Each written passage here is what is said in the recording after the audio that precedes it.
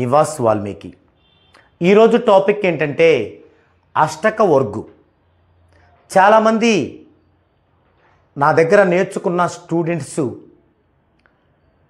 అష్టక వర్గు గురించి ఎంత నేర్చుకున్నా ఇంకా బాగా తెలియాలి అనుకుంటూ అడుగుతూ ఉండటం, అలాగే కస్టమర్స్లో కూడా కొంతమంది ఉత్సాహవంతులైన వారి కోసం ఈ యొక్క అష్టక వర్గుని కొంచెం వివరణాత్మకంగా వివరించే ప్రయత్నం ఈ వీడియోలో చేశాను.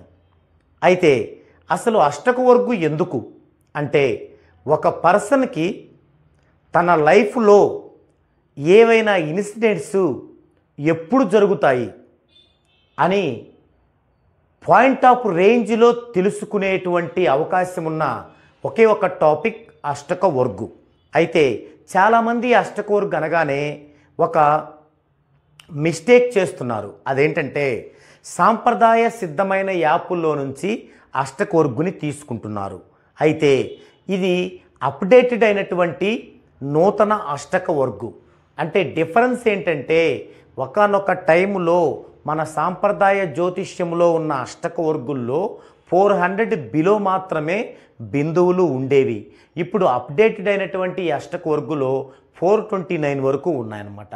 సో దానివలన మీరు కనుక ట్రెడిషనల్ ఆస్ట్రాలజీ యాప్లను ఉపయోగించి ఈ యొక్క అష్టక వర్గులను తీసుకుంటే మీకు రిజల్ట్ పాయింట్ ఆఫ్ రేంజ్లో రాదు. ఇది కేవలం మనం మాన్యువల్గా మాత్రమే చేసుకోవాలి. ఇప్పుడు ఈ వీడియోలో ఒక పర్సన్ యొక్క రాశి చక్రాన్ని తీసుకొని వారి యొక్క అష్టక వర్గుని మాన్యువల్గా ఎలా వేయాలి అనేది చెప్పడానికి ప్రయత్నించాను. ఓకే, దీనికి ఉదాహరణగా మీ అందరికీ బాగా సుపరిచితమైనటువంటి ఇందిరాగాంధీ గారి జాతక చక్రాన్ని తీసుకున్నాను. ఎందుకంటే మనం ఈ యొక్క అష్టక వర్గును ఉపయోగించి వివాహానికి సంబంధించి కానీ లేదా చనిపోవడానికి సంబంధించి కానీ డేట్స్ కూడా మనం తెలుసుకోవచ్చు అనమాట. అయితే ఏదో ఒక ఉదాహరణ తీసుకొని వీరి వివాహం ఇప్పుడు జరిగింది లేదా జరగబోతుంది లేదా వీరు ఇప్పుడు చనిపోబోతున్నారు అంటే ఈ మధ్య సోషల్ మీడియాలో ఏమంటున్నారు, వాళ్ళ ప్రమేయం లేకుండా అవి చెప్పకూడదు అంటున్నారు. అందుకారణంగా నేను ఆల్రెడీ ఒక లెజెండరీ పర్సన్ అయినటువంటి ఇందిరాగాంధీ గారిని తీసుకున్నాను. ఎందుకంటే ఇందిరాగాంధీ గారి యొక్క ఇన్ఫర్మేషన్ అందరి దగ్గర ఉంటుంది, గూగుల్లో కొట్టినా కూడా తెలుస్తుంది. కాబట్టి నేను చెప్పేది రైటా కాదా అని అందరూ కూడా అర్థం చేసుకోగలుగుతారు. ఈ కారణంగా నేను ఇందిరాగాంధీని ఉదాహరణగా తీసుకోవడం జరిగింది. ఓకే, ఇక్కడ చూసినట్లయితే ఇది ఇందిరాగాంధీ గారి జాతక చక్రం, రాశి చక్రం. వీరు నవంబర్ 19, 1917లో 11:37 సాయంత్రం నైటు అలహాబాదులో జన్మించారు. వీరి యొక్క రాశి చక్రం ఇలా ఉంది. అంటే వీరి యొక్క లగ్నం వచ్చేసి సింహరాశిలో పడింది. 1, 2 భావాలు సింహరాశిలో, 3వ భావం వచ్చేసి కన్యలో, 4 వృశ్చికం, 5 ధనుస్సు, 6 మకరం, 7, 8 కుంభం, 9 మీనం, 10 వృషభం, 11 మిథునం, 12 కర్కాటకంలో పడటం జరిగింది. అలాగే ఈ యొక్క గ్రహాలు కూడా ఎక్కడెక్కడ పడ్డాయో నేను డిగ్రీలతో సహా తీసుకోవడం జరిగింది. ఇప్పుడు ఒకరి యొక్క రాశి చక్రం ఇలా గనక మనం వేసుకోగలిగితే, ఇప్పుడు ఈ రాశి చక్రం నుంచి మనం అష్టక వర్గు టేబుల్స్ని ఎలా వేసుకోవాలి? అష్టక వర్గు టేబుల్స్ రవి, చంద్ర, కుజ, బుధ, గురు, శుక్ర, శని, రాహు, లగ్నం ఇలా 9 టేబుల్స్ ఉంటాయి. ఈ 9 టేబుల్స్ని వేసుకున్న తర్వాత సర్వాష్టక వర్గు టేబుల్ ఉంటుంది. అది వేయాలంటే ముందు ఈ యొక్క సర్వాష్టక వర్గు టేబుల్ని ఇట్లా మనం ఫిలప్ చేసుకుంటే మనకి ఇక్కడ టోటల్స్ వస్తాయి. ఈ టోటల్స్ని మనం సర్వాష్టక వర్గు టేబుల్లో వేసుకుంటాం. అదే మనకి ప్రామాణికం. మనం ఏమి తెలుసుకోవాలన్నా ఆ పర్సన్ యొక్క లైఫ్లో సర్వాష్టక వర్గు టేబులే ఉండాలి. సర్వాష్టక వర్గు టేబుల్ ఉండటానికి మొదటగా మనం రాశి చక్రాన్ని ప్రిపేర్ చేసుకొని దీని నుంచి మిగతా అష్టక వర్గులన్నీ వేసుకోవాలి. ఒక 9 వరకు వస్తాయి. రవి నుంచి లగ్నం వరకు, రవి, చంద్ర, కుజ, బుధ, గురు, శుక్ర, శని, రాహు, లగ్నం. అంటే రవి అష్టక వర్గు, చంద్రాష్టక వర్గు, కుజాష్టక వర్గు, బుధాష్టక వర్గు, గురాష్టక వర్గు, శుక్రాష్టక వర్గు, శనిష్టక వర్గు, రాహాష్టక వర్గు, లగ్నం అష్టక వర్గు. ఇలా అన్ని అష్టక వర్గులు వేసుకొని ఈ టేబుల్ని ఫిలప్ చేస్తే అప్పుడు మనకు కావలసిన సర్వాష్టక వర్గు వస్తుంది. ఓకే, నేను ఇక్కడ ఈ రాశి చక్రము నుంచి రవి అష్టక వర్గుని ఎలా వేయాలి అనేది మీకు వివరిస్తాను. దాన్ని బట్టి మీరు మిగిలినవన్నీ కూడా వేసుకోవచ్చు. ఇందుకు మనకి ఒక ఫార్ములా ఉంది, ఒక ఫార్ములా టేబుల్ ఉంది. అదేంటంటే ఇది ఆ ఫార్ములా టేబుల్. ఇది సర్వాష్టక వర్గు టేబుల్స్ వేసుకోవడానికి ఫార్ములా టేబుల్. ఓకే, ఇప్పుడున్నటువంటి ఆ టేబుల్ని మీరు స్క్రీన్ షాట్ తీసుకొని దగ్గర పెట్టుకొని గమనించవచ్చు. ఓకే, ఇప్పుడు ఈ యొక్క టేబుల్లో ఏముందంటే మనకి పైన లగ్నం రవి, చంద్ర, కుజ, బుధ, గురు, శుక్ర, శని, రాహు ఇలా ఉన్నాయి పైన. సేమ్ ఇలాగే ఇటువైపు కూడా ఉంటాయి. లగ్నం రవి, చంద్ర, కుజ, బుధ, గురు, శుక్ర, శని. మీరు గమనించినట్లయితే ఇవన్నీ కూడా అష్టక వర్గులు. లగ్నం అష్టక వర్గు, రవి అష్టక వర్గు, చంద్రాష్టక వర్గు, కుజాష్టక వర్గు, బుధాష్టక వర్గు, గురువాష్టక వర్గు, శుక్రాష్టక వర్గు, శనాష్టక వర్గు, రాహుష్టక వర్గు. ఇటు ఉన్న ఏంటివి గ్రహాలు.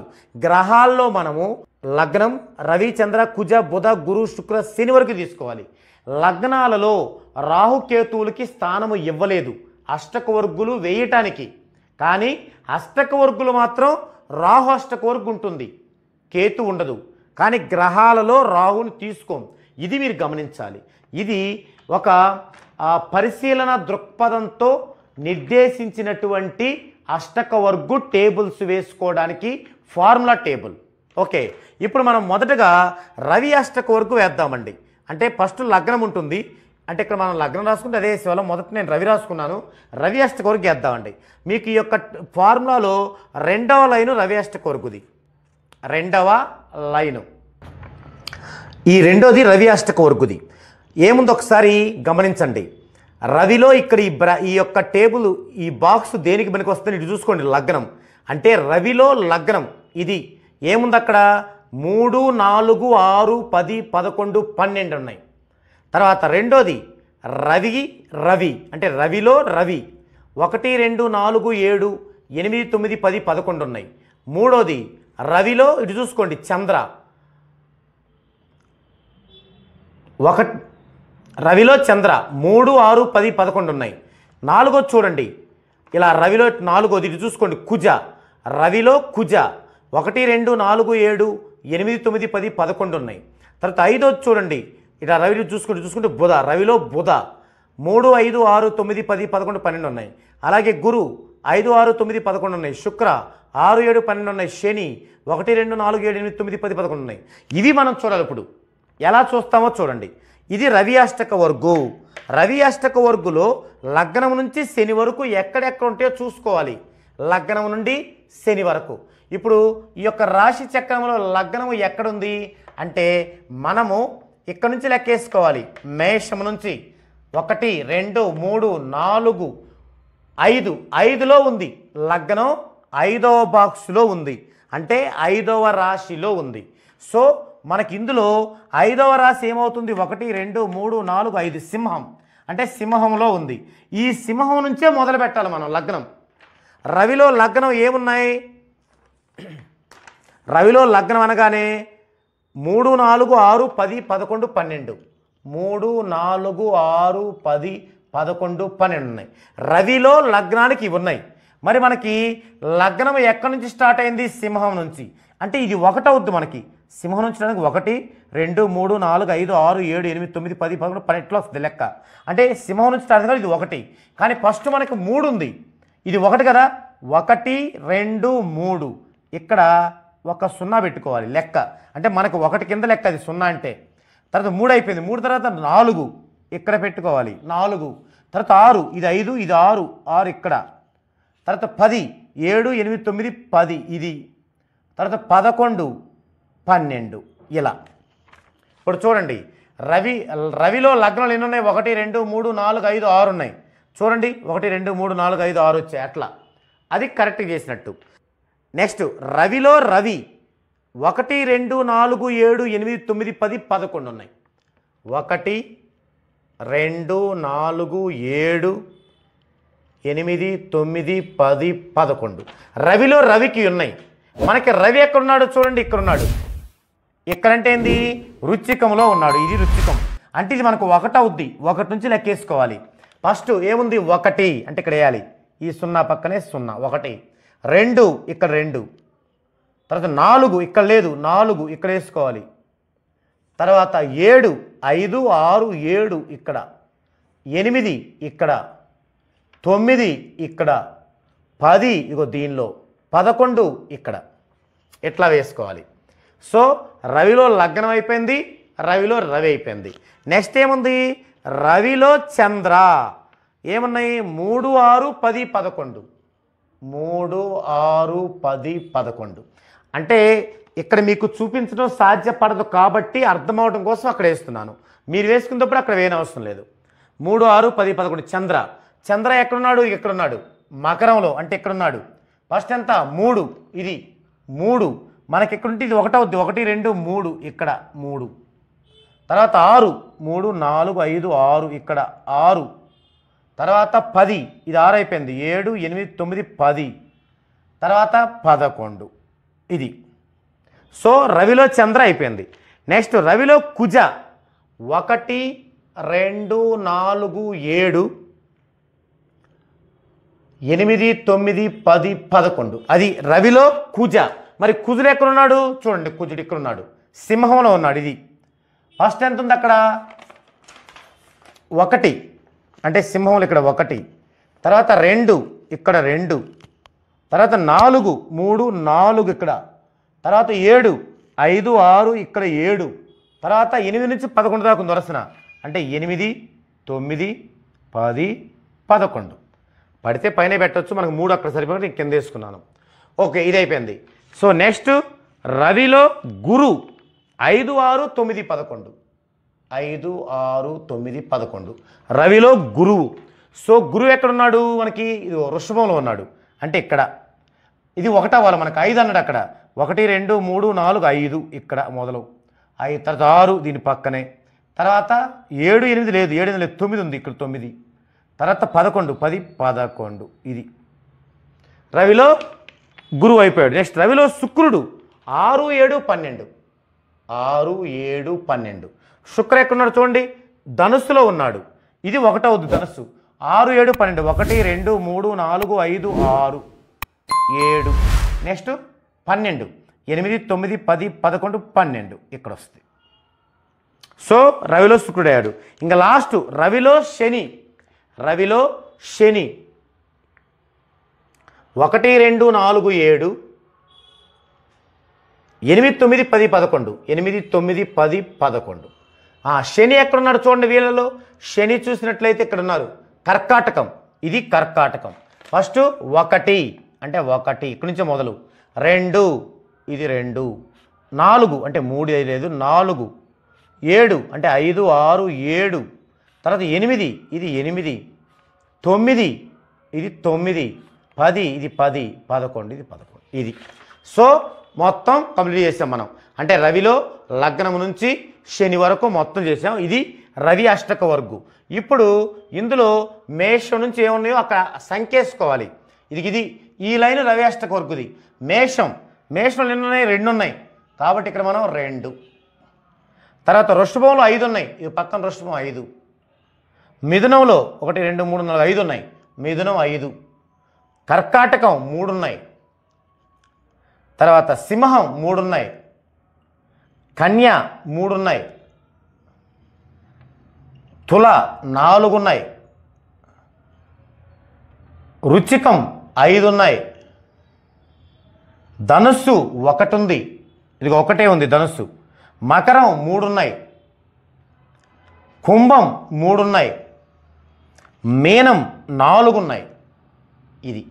ఇప్పుడు ఇవి మొత్తం కలిపితే 48 ఉండాలి అంటే రవి అష్టకొరకులో బిందువులు 48 ఫిక్స్ అది ఫార్ములా. అట్లాగే చంద్రుడికి 49 కుజుడికి 39 బుధుడికి 54 గురువుకి 56 శుక్రుడికి 56 శనికి 39 రాహుకి 43 లగ్నానికి 45 అవి ఏట్లో కూడా వేయటం జరిగింది వాటి బిందువులు. ఇప్పుడు వాటికి వచ్చినవి మొత్తం కూడితే దీనికి సమానం అయితేనే మనం వేసిన రవి అష్టక వరకు రైట్ అనమాట. చూద్దామండి 2 5 7 7 5 12 12 3 15 15 3 18 18 3 21 21 4 25, 25 5 30, 31 31, 31 3 34, 34 3 37, 37 4 41. అంటే ఏదో మనం మిస్ అయ్యాం. ఏం మిస్ అయ్యాం? మనం వేసేటప్పుడు రవి నుంచి 7 ఉన్నదేదో మనం మిస్ అయ్యాం. ఇప్పుడు ఈ మిస్ అయింది ఏదో చూద్దామండి. అక్కడ మనకి కరెక్ట్ రాలేదంటే మనం ఇక్కడ 1 వేయటం మిస్ అయ్యాం. ఒకవేళ మనం 48 ఇక్కడ వచ్చుంటే మనం వెరిఫై చేయనవసరం లేదు. ఇప్పుడు రాలేదు కాబట్టి మనం వెరిఫై చేయాలి. ఆ వెరిఫై ఏంటి అంటే ఏం మిస్ అయ్యాం మనం టేబుల్లో చూసుకోవాలి. టేబుల్లో చూసుకుంటే ఇక్కడ నేను కావాలనే ఒక అంశాన్ని ఆపాను, అంటే మీకు వివరించడానికి. ఒకవేళ మీరు ఫోలోలో వెళ్తూ అది మిస్ అయితే దాన్ని మీరు ఎలా గుర్తించాలి? ఇప్పుడు ఇక్కడ చూడండి, ఫస్ట్ ఇది లగ్నం. లగ్నం ఇక్కడ మనకుంది లగ్నం. తర్వాత 1 2 4 7 రవి ఇది వేసాం. ఓకే. తర్వాత 3 6 10 11 చంద్ర ఇది వేసాం. తర్వాత 1 2 4 7 కుజ ఇది వేసాం. తర్వాత బుధ ఏముంది? 3 5 6 9 10 11 12 ఉంది. కానీ బుధ వేయలే మనం. బుధ వేయకుండా 3 5 5 6 9 11 అయిన గురువుకి వెళ్ళిపోయాం. తర్వాత శుక్ర వేసాం, శని వేసాం. అంటే 1 2 3 4 5 6 7 వేసాం, 8 వేయలేదు. అంటే లగ్నం నుంచి శని వరకు మనకి మొత్తం 8 వస్తాయి, కానీ ఇక్కడ వేసింది 7. చూసారా? మనం 1 తగ్గించాం. ఆ 1లో ఎన్ని ఉన్నాయి అంటే బుధ తగ్గించాం. బుధలో 7 ఉన్నాయి. 3 5 6 9 10 11 12. ఆ 7 తగ్గి 41 వచ్చాయి. 5 12 21 25 30 34 35 41. సో అలా తగ్గుతుందన్నమాట. మనం ఇంత వివరంగా చూడకుండా వేసిన వరకు కరెక్ట్గా 48 ఉన్నాయిలే అని చెప్పి ముందుకు వెళ్ళకూడదు. ఓకే, అది మీకు వివరించడానికి నేను బుధని దాటి వచ్చాను అనమాట. ఇప్పుడు బుధ వేద్దామండి. బుధ ఏముంది? రవిలో బుధ 3 5 6 9, 3 5 6 9, 10 11 12, 10 11 12. సో బుధ ఎక్కడున్నాడు? ఇక్కడ రుచ్చికంలో ఉన్నాడు. ఇక్కడ రుచ్చికం ఫస్ట్ 3 ఇది 1 అవుతుంది మనకి. 1 2 3, తర్వాత 5 అంటే 4 5, తర్వాత 6 అంటే 6 ఇది, తర్వాత 9 7 8 9, తర్వాత 10, తర్వాత 11, తర్వాత 12. చూసారా? ఇప్పుడు నేను బ్లాక్తో పెట్టాను, మనం మిస్ అయినాయి. ఎందుకు? మనం ఇక్కడ మేషం నుంచి చేసేటప్పుడు ఎక్కడ కలపాలో మనకు తెలిసిద్ది. ఫస్ట్ ఇక్కడ 3 ఇందాక 2 వేసాం. సో ఇక్కడ మనం 3 దిద్దాలి. ఇది తర్వాత 5 5 ఓకే. తర్వాత కర్కాటకం 4 మనం 3 వేసాం. సో 4. తర్వాత సింహం 4 ఇది 3 వేసాం 4. తర్వాత కన్య 4 ఇది 3 ఉంది ఇంతకుముందు 4. తర్వాత తుల 5, తులాలు ఇందాక మనం ఇంతకుముందు 4 వేసాం, ఇది 5. తర్వాత వృశ్చికం 5 వేసాం. తర్వాత ధనుస్సు 1 వేసాం. మకరం 4 అంటే ఇక్కడ ఇంతకుముందు 3 వేసాం 4. కుంభం 3 వేసాం. మీనం 5 ఇక్కడ 4 వేసాం 5. ఓకే, అంటే మీరు ఏదన్నా మిస్ అయినా మీకు ఇక్కడ వేసినప్పుడు ఇక్కడ టోటల్ దగ్గర అర్థమవుద్ది. అక్కడ చూసుకొని మళ్ళీ మన యొక్క ఫార్ములా టేబుల్లో ఎక్కడ మిస్ అయ్యామో చూసుకొని అక్కడికి వెళ్ళడమే, వరియవలసిన పని లేదు. ఇప్పుడు చూడండి 3 5 8, 8 1 9 17, 1 8 25 30 35 36 40 43 48 సరిపోయింది. ఈ విధంగా మనం రవి అష్టకొరుగు వేసుకున్నట్లే చంద్ర కుజ బుధ గురు శుక్ర శని రాహు లగ్నాల యొక్క అష్టకొరుగులు వేసుకొని ఇక్కడ కనుక ఫిలప్ చేస్తే ఎలా ఉంటుందంటే ఈ విధంగా మిగతా అష్టకొరుగులు కూడా వేసి ఇక్కడ వేసుకుంటే ఈ విధంగా వస్తుంది. మీరు తర్వాత నేను రవి ఎలా వేసానో ఆ విధంగా ఇవి మొత్తం వేసి చూసుకోండి. ఒకవేళ నేను ఇందాక చెప్పినట్టు రవిలో లాగా మిస్టేక్ వస్తే ఆ విధంగా వెరిఫై చేసుకోండి, ఇవి వస్తాయన్నమాట. ఇప్పుడు వీటన్నిటి టోటల్ తీసుకోవాలి. మనం తీసుకుంటే 3 6 8 14 17 24 28 28 34 37 3 6 9 13 16 22 25 29 35 40 5 10 14 17 25 33 38 6 8 12 20 22 26 5 9 14 20 29 33 37 7, 14, 21, 25, 29, 32, 42, 6, 12, 22, 23, 29, 33, 36, 41, 3, 4, 7, 10, 15, 22, 26, 33, 38, 3, 6, 16, 21, 23, 28, 4, 3, 7, 9, 15, 22, 26, 34, 4, 6, 7, 18, 22, 31, 4, 6,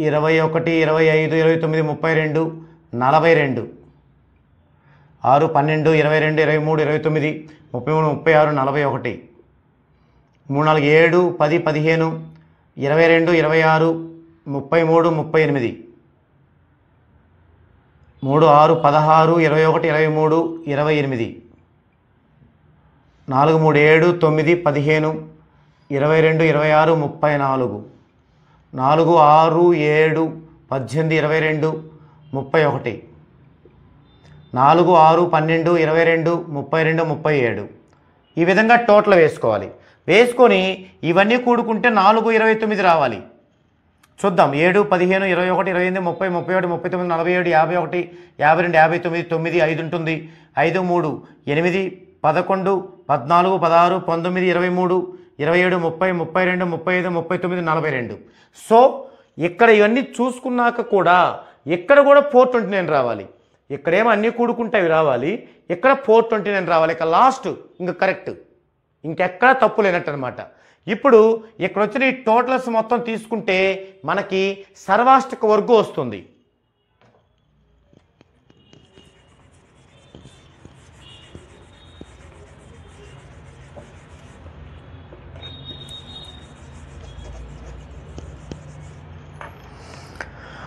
సర్వాష్టక వర్గు టేబుల్ తీసుకుందామండి.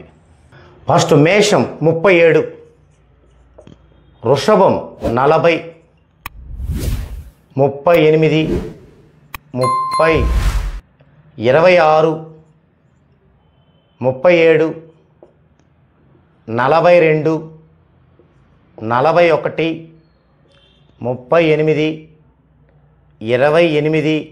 34, 31, 37 ఈ విధంగా సర్వాష్టక వర్గుని తెచ్చుకోవాలి. నేను ఫస్ట్లో చెప్పాను చూసారా, ట్రెడిషనల్ ఆస్ట్రాలజీ యాప్ ద్వారా డైరెక్ట్గా వస్తాయని.